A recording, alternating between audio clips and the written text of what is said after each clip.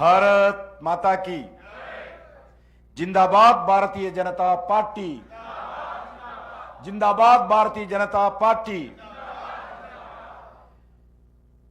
ఈ కార్యక్రమంలో పాల్గొంటున్నటువంటి పార్టీ పెద్దలు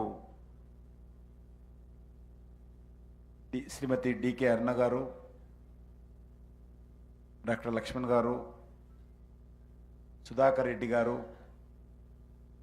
అరవింద్ మీనన్ గారు, ఈటెల రాజేందర్ గారు, విశ్వేశ్వర్ రెడ్డి గారు, అదేవిధంగా రామచంద్రరావు గారు, రాకేష్ రెడ్డి గారు, చింతల రామచంద్ర రెడ్డి గారు, లక్ష్మీనారాయణ గారు, కృష్ణ యాదవ్ గారు, మాజీ పార్లమెంట్ సభ్యులు రాములు గారు, విజయరామారావు గారు, ఇంకా చాలామంది పెద్దలు ఉన్నారు. అదేవిధంగా ఈ కార్యక్రమంలో పాల్గొని పార్టీ సభ్యులుగా చేరినటువంటి అతిథులందరికీ పేరు పేరున నమస్కారాలు. అనేక విషయాలు పార్టీ పెద్దలు మనకు తెలియజేశారు. దేశంలో ఏకైక పార్టీ క్రమం తప్పకుండా పార్టీ నియమావళి ప్రకారము సభ్యత్వ సేకరణ చేసుకుంటూ పార్టీ సంస్థాగత ఎన్నికలు నిర్వహించేటువంటి పార్టీ భారతీయ జనతా పార్టీ. 2014లో సభ్యత్వ సేకరణ చేశాము. సరిగ్గా 10 సంవత్సరాల తర్వాత మళ్ళీ ఈసారి ఫ్రెష్గా పెద్దలు మన ప్రధానమంత్రి గౌరవనీయులు నరేంద్ర మోడీ గారు, జగత్ ప్రకాష్ నడ్డా గారి నుంచి సాధారణంగా పోలింగ్ బూత్ స్థాయిలో ఉండేటువంటి సాధారణ కార్యకర్త వరకు కూడా అందరం మళ్ళీ ఫ్రెష్గా ఈసారి సభ్యత్వం రెన్యువల్ చేసుకోవాలి. కాబట్టి ఆ రకంగా సభ్యత్వం చేసేటువంటి పార్టీ ఒక భారతీయ జనతా పార్టీ మాత్రమే గత అనేక సంవత్సరాలుగా నిర్వహిస్తున్నటువంటి విషయం మనకు తెలుసు. దేశంలో ఏ రాజకీయ పార్టీ కూడా ఇంత నియమములతో నిబంధనలతో నియమావళి ప్రకారం ముందుకెళ్ళేటువంటి పార్టీ భారతీయ జనతా పార్టీ. అంతేకాదు పోలింగ్ బూత్ నుంచి కూడా అఖిల భారత స్థాయి వరకు కూడా ప్రతి 3 సంవత్సరాలకు ఒకసారి పార్టీ కమిటీలు పునర్నిర్మాణం చేసుకుంటాం. అది కూడా ప్రజాస్వామ్యబద్ధంగా మనము ఆ యొక్క కమిటీలను నియమించుకుంటాం. అంతేకాకుండా భారతీయ జనతా పార్టీ ఒక సిద్ధాంతం కోసం పనిచేసేటువంటి పార్టీ. ఇక్కడ వచ్చినటువంటి వాళ్ళు కానీ, ఈ దేశంలో ఉన్నటువంటి కోట్లాది మంది కార్యకర్తలు కానీ, పార్టీ సభ్యులు కానీ సభ్యత్వంగా ఈరోజు తీసుకుంటున్నారు. ఎవరైతే ఉన్నారో వాళ్ళు స్వచ్ఛందంగా ఈరోజు బీజేపీలో చేరుతున్నారు. ఇటీవల ఢిల్లీలో చర్చ జరుగుతున్నప్పుడు ఒక విషయం చెప్పడం జరిగింది. మిగతా పార్టీలు ఇన్సూరెన్స్ చేస్తున్నాయి కదా, మనం కూడా ఆ రకంగా ఇన్సూరెన్స్ స్కీమ్ పెడితే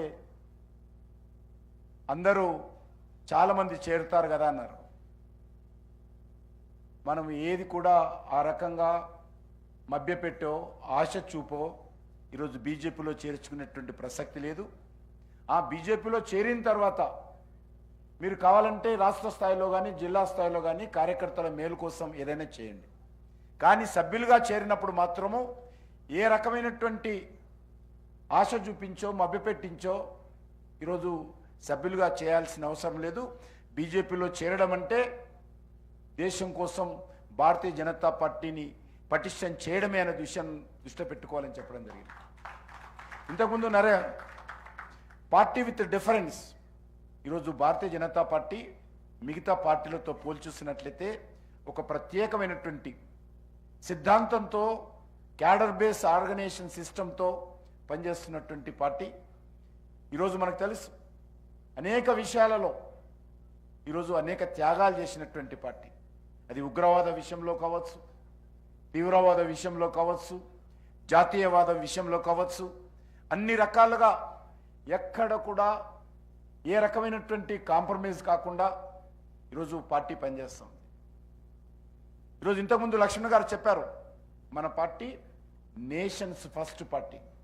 మనకన్నిటికంటే ముఖ్యము భారతీయ జనతా పార్టీలో చేరినటువంటి కార్యకర్తలకు ఏది ముఖ్యం నీకంటే పార్టీ ముఖ్యమా, పార్టీ నాయకుడు ముఖ్యమా, దేశం ముఖ్యమంటే మనం ఒక్క నిమిషం కూడా ఆలోచన చేయకుండా పార్టీ నాయకుడి కంటే పార్టీ కంటే దేశమే ముఖ్యమైనటువంటి చెప్పేటువంటి ఏకైక పార్టీ ఈరోజు భారతీయ జనతా పార్టీ. మీకు తెలుసు 77లో దేశం ప్రజాస్వామ్యం ఈరోజు ఆపదలో ఉన్నప్పుడు మరి ప్రజాస్వామ్యానికే ఈరోజు మరి ఆ రోజు ఉన్నటువంటి పరిస్థితుల్లో శ్రీమతి ఇందిరాగాంధీ గారు